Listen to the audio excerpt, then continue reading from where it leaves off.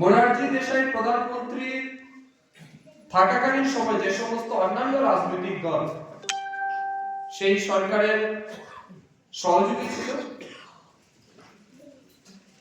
মনে করুন বিভিন্ন সোশ্যালিস্ট পার্টি, ডেমোক্রেটিক পার্টি, এরকম অনেকগুলি রাজনৈতিক দল নিয়ে সেই সরকার গঠিত। সেই সময় কিছু কিছু নেতৃত্বরা, সেই সরকারের মন্ত্রীরা আওয়াজ তুলতে শুরু করলেন যে অটল বিহারী বাজপেয়ী এবং এল.কে. আডবাণী যে দুইজন মন্ত্রী আছে আপনার ক্যাবিনেটে, এই দুইজন মন্ত্রী তারা ডুয়াল মেম্বারশিপ নিয়েছে। ডুয়াল মেম্বারশিপ মানে কি? দৌড়া নাগরিকত্ব। মানে কি একদিকে তারা ভারতীয় জনসংঘের নাগরিক, অপরদিকে তারা জনতা পার্টিরও আবার সরকারের একজন মন্ত্রী। তবে দুইটা রাজনৈতিক দলের মেম্বার এক ব্যক্তি কি করে হতে পারে? এটা হবে না। অতএব অটল বিহারী বাজপেয়ী এবং এল.কে. আডবাণী জিকে হয় ভারতীয় জনসংঘে থাকতে হবে অথবা জনতা পার্টিতে থাকতে হবে। অর্থাৎ মোরারজি দেশাই বা সেই সময় যে পার্টি তৈরি হয়েছিল কংগ্রেসের। অটল বিহারী বাজপেয়ী কি বলেন তখন? অটল বিহারী বাজপেয়ী পরিষ্কার বলে দিলেন যে রাষ্ট্রবাদের বিচারধারাকে কেন্দ্র করে, রাষ্ট্রহিতের বিচারধারা, হিন্দুত্ববাদের বিচারধারা নিয়ে আমরা রাজনীতি জীবন শুরু করেছি, সেই বিচারধারাকে পরিত্যাগ করা আমাদের দ্বারা অসম্ভব।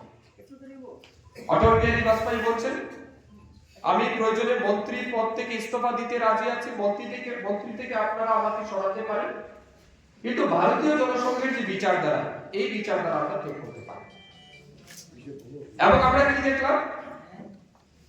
1979 সালে অটল বিহারী বাজপেয়ী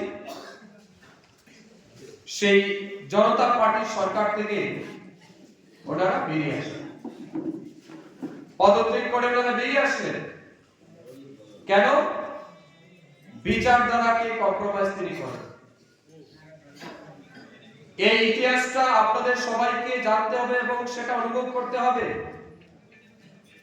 আজকের দিনে যারা ছোট ছোট বিষয় নিয়ে রাগ করে, ক্ষমতার জন্য, অর্থলোভের জন্য যারা রাজনীতিতে ঝগড়া করে বা রাজনীতিতে যারা টিকে থাকতে চায়, তাদের অটল বিহারী বাজপেয়ীর সেই মহান আত্মত্যাগের কথা মনে রাখা উচিত, যে শুধুমাত্র বিচারধারাকে পরিত্যাগ না করার জন্য ক্যাবিনেট মিনিস্টারের পদ ছেড়ে দিয়েছিলেন অটল বিহারী বাজপেয়ী এবং দেখা গেল কিছুদিন পরেই সেই জনতা পার্টি সরকার ভেঙে যায়। 1980 সালে পুনর্বার কংগ্রেসের সরকার প্রতিষ্ঠা হয় ইন্দিরা গান্ধীজির নেতৃত্বে।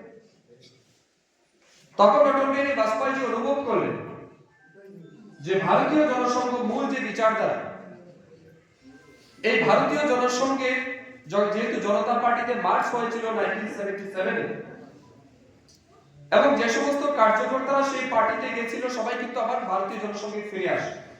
অনেকে সরকারের সাথে চলে গেছে, কেউ গ্রুপ সামলাতে পারেনি, যার কারণে সবাই ফিরে আসে। পরবর্তী সময় অটল বিহারী বাজপেয়ী, এল.কে. আডবাণী, মুরলী মনোহর যোশীজি, বিজয়রাজে সিন্ধিয়াজি, প্রমোদ মহাজন এমন অনেকজন নেতৃত্বের সান্নিধ্যে অটলজি চিন্তা করলেন যে আমাদের একটা বৃহত্তর স্বার্থে রাজনৈতিক দল প্রতিষ্ঠা করা উচিত, যে রাজনৈতিক দল এই পঞ্চনিষ্ঠা নীতি, শ্যামাপ্রসাদ মুখার্জি, পণ্ডিত দীনদয়াল উপাধ্যায় এবং হিন্দুত্ববাদের যে বিচারধারা, এই বিচারধারা নিয়ে দেশব্যাপী রাজনীতি করবে।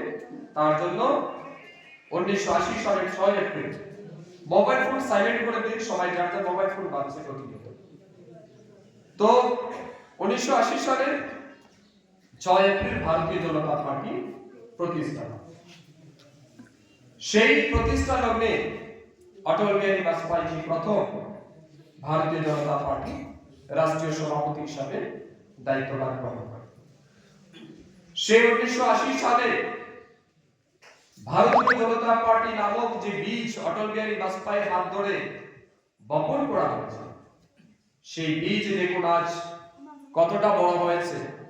বিশ্বের মধ্যে সবচেয়ে বড় গণতান্ত্রিক রাজনৈতিক দল হিসেবে ভারতীয় জনতা পার্টি আত্মপ্রকাশ করেছে। এই ভারতীয় জনতা পার্টির সফলতার পেছনে অটল বিহারী বাজপেয়ীর অবদান অনস্বীকার্য। 1984 সালে সাধারণ লোকসভা নির্বাচনে ভারতীয় জনতা পার্টি মাত্র 2টা আসন লাভ করতে পারে, জিততে পেরেছে। একটা গুজরাট থেকে আর একটা অন্ধ্রপ্রদেশ থেকে। এই 2টা সিট তখন কংগ্রেসীরা